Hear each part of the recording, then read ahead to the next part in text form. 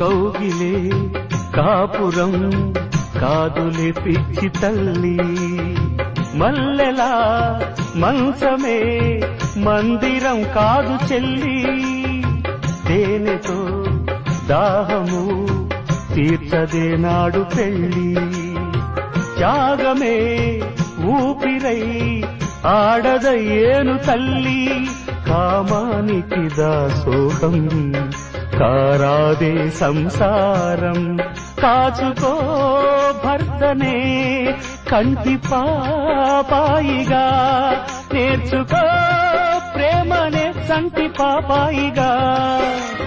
మన్నించేది మనసిచ్చేది మగడే సోదరి